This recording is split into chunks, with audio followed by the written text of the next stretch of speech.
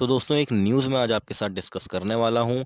वो न्यूज़ है PM cares fund is not a public authority under RTI act, यानी कि पीएम केयर्स फंड जो है वो पब्लिक अथॉरिटी नहीं है आरटीआई एक्ट के अंडर। ऐसा प्राइम मिनिस्टर्स ऑफिस से स्टेटमेंट आता है और ये स्टेटमेंट एक आरटीआई के रिस्पॉन्स में आता है। ओके, एक आरटीआई लगाई जाती है पीएम केयर्स फंड के बारे में जानकारी के लिए। तो उसके रिस्पॉन्स में प्राइम मिनिस्टर्स ऑफिस जो है उनका रिस्पॉन्स आता है कि जो पीएम केयर्स फंड है वो पब्लिक अथॉरिटी नहीं है। ओके, इसलिए वो आरटीआई के अंडर नहीं आता। ओके, तो चलिए सबसे पहले पीएम केयर्स जो है इसका फुल फॉर्म हम यहाँ पर देख लेते हैं। ओके, क्या है इसका full form? Prime ministers citizen assistance and relief in emergency situation fund.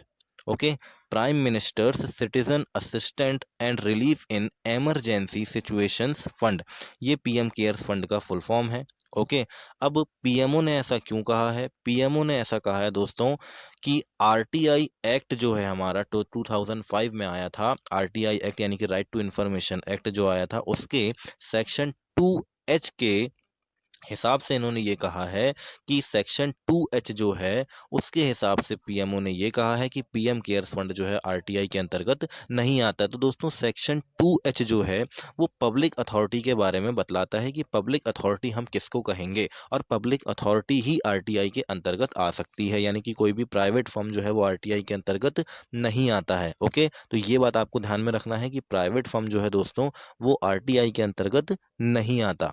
ठीक है, पब्लिक अथॉरिटीज बस आती है। तो पब्लिक अथॉरिटी हम किसको कहेंगे ये सेक्शन 2H में बतलाया गया है। तो चलिए देखते हैं हम what is public authority.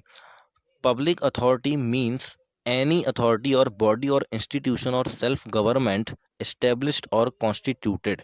Okay, तो पब्लिक अथॉरिटी क्या है दोस्तों? एक अथॉरिटी होगी, एक बॉडी होगी या एक इंस्टीट्यूशन होगा जो कि किसके द्वारा इस्टेब्लिश किया जाएगा? गवर्नमेंट के द्वारा इस्टेब्लिश किया जाएगा। ओके, चलिए फिर देखते हैं इसमें किसके द्वारा बनाया जाएगा। सबसे पहले देखते हैं कि उसका जो मेंशन है वो कॉन्स्टिट्यूशन में वो मेंशन होना चाहिए। ओके, यानी कि अंडर द कॉन्स्टिट्यूशन। ठीक है, उसके बाद by any other law made by parliament, यानी कि पार्लियामेंट जो लॉ बनाती है या स्टेट स्टेट लेजिस्लेचर जो लॉ बनाता है उसके द्वारा उसका निर्माण होना चाहिए, उसके द्वारा वो स्टेब्लिश हुआ होना चाहिए। ओके, या गवर्नमेंट कोई नोटिफिकेशन निकालती है या कोई ऑर्डर देती है। ओके, इसके द्वारा ये होना चाहिए। ठीक है, उसके द्वारा बनाया जाना चाहिए। फिर नॉन गवर्नमेंट ऑर्गेनाइजेशन, यानी कि नॉन गवर्नमेंट ऑर्गेनाइजेशन भी पब्लिक अथॉरिटी होती है, लेकिन उनको फाइनेंशियली सपोर्ट जो है डायरेक्टली किससे मिलना चाहिए या इनडायरेक्टली मिलना चाहिए? गवर्नमेंट के द्वारा।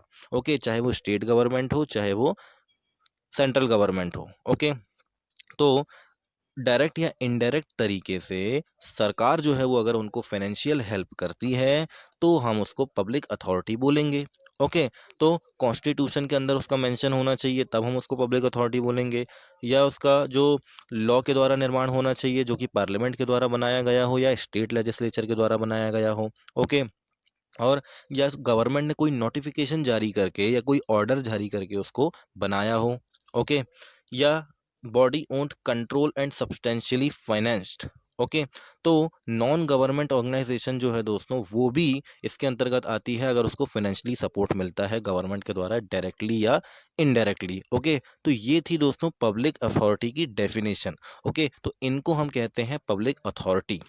अब यहाँ पर पीएम केयर्स फंड जो है वो भी तो गवर्नमेंट के द्वारा बनाया गया है ना?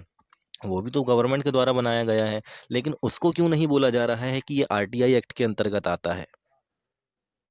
क्योंकि दोस्तों ये एक ट्रस्ट के रूप में बनाया गया है, यानी कि एक ट्रस्ट बनाया गया है पीएम केयर्स के नाम से।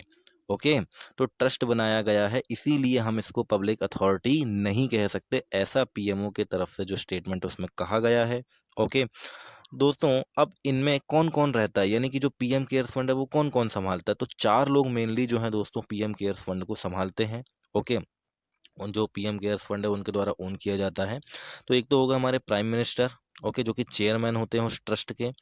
एक होते हैं हमारे फाइनेंस मिनिस्टर, एक होते हैं होम मिनिस्टर और एक होते हैं डिफेंस मिनिस्टर। ओके, तो ये चार लोग जो हैं दोस्तों ये किसके द्वारा ये जो है पीएम केयर्स फंड को ओन करते हैं। ओके, यही चलाते हैं चार लोग, तो ये आपको ध्यान होना चाहिए सबसे पहली बात तो।